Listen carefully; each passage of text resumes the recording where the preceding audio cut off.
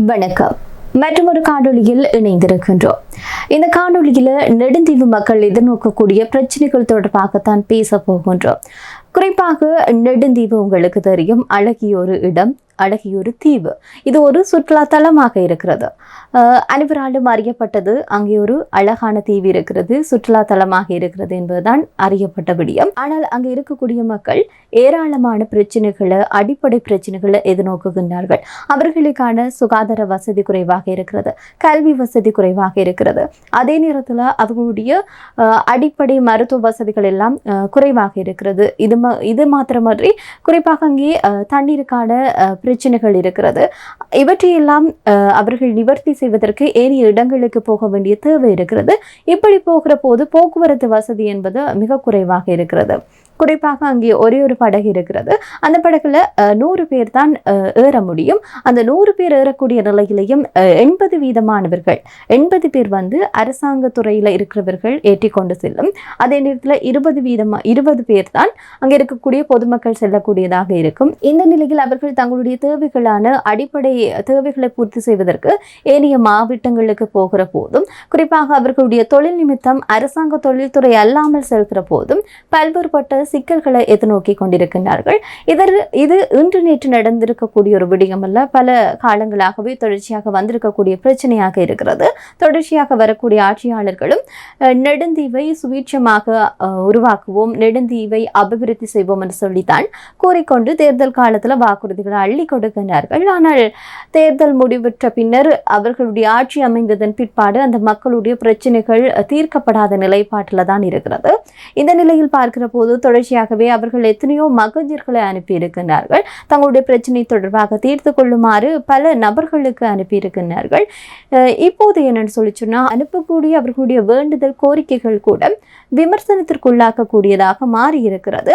இதுதான் அந்த மக்களுடைய மனதளவில் இன்னும் கவலை அடைய செய்யக்கூடிய ஒரு விடயமாக, அந்த மக்கள் மத்தியில் ஒரு அதிருப்தியை ஏற்படுத்தக்கூடிய விடயமாக மாறி இருக்கிறது. அந்த விடயம் என்ன என்பது தொடர்பாகவும் அண்மை நாட்களாக பேசப்படுகின்ற சர்ச்சையான விடயம் தொடர்பாகவும் தான் இந்த விடயத்தில் நாங்கள் ஆழமாக பார்க்க போகின்றோம். இந்த நிலையில் கடந்த 24ஆம் தேதியும் தங்களுடைய பிரச்சனைகள், கோரிக்கைகள் எல்லாம் நிறைவேற்றப்பட வேண்டும் என்று சொல்லி அவர்கள் ஒரு பாரிய அளவிலான போராட்டத்தை முன்னெடுத்திருந்தார்கள். அந்த வகையில் மக்கள் ஒன்று திரண்டிருக்கின்றார்கள். ஒன்று திரண்டது மட்டுமன்றி உணர்வு பூர்வமாக தங்களுடைய போராட்டத்தை முன்னெடுத்திருந்தனர்.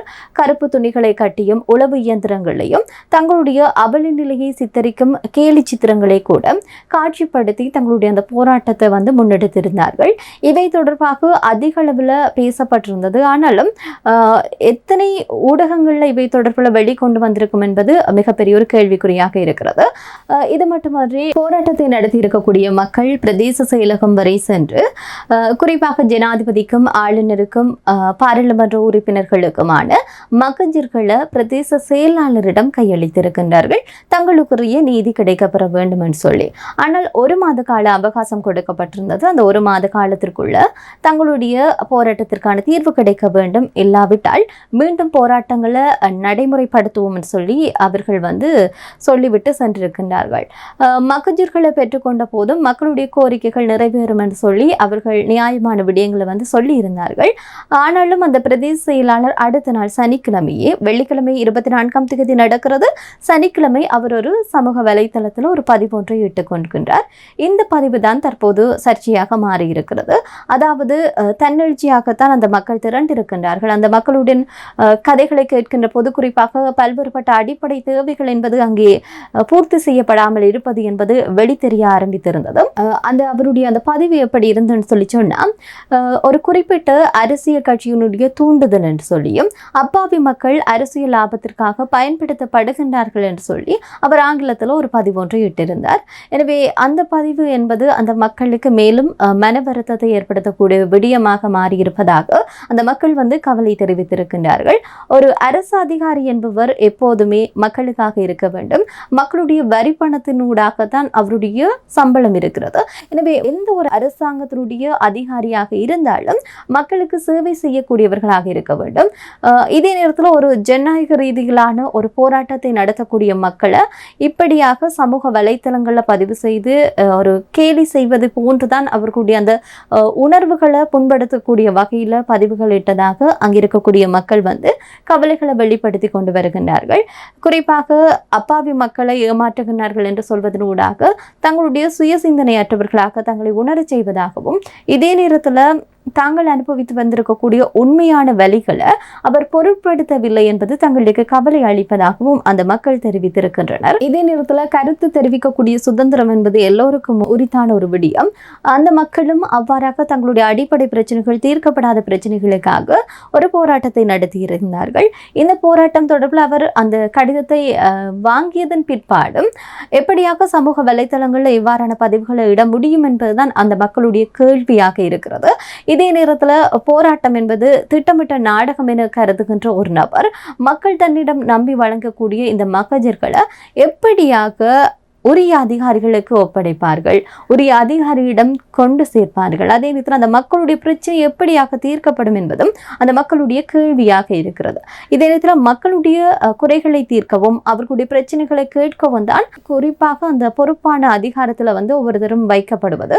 இப்படி இருக்கிற சந்தர்ப்பத்தில் தங்களுடைய அடிப்படை பிரச்சனைகளை செய்யக்கூடிய, அதனை தீர்த்து வைக்கக்கூடிய நபரே இப்படி சமூக வலைத்தளங்களில் பதிவுகளை இட்டிருப்பது என்பது முற்றாக அவர் மீதான நம்பிக்கையும் இந்த அரசாங்கத்தின் மீதான நம்பிக்கையும் தம்மை கேள்விக்குட்படுத்துகிறதுன்னு சொல்லி அந்த மக்கள் வருத்தம் தெரிவித்திருக்கின்றார்கள்.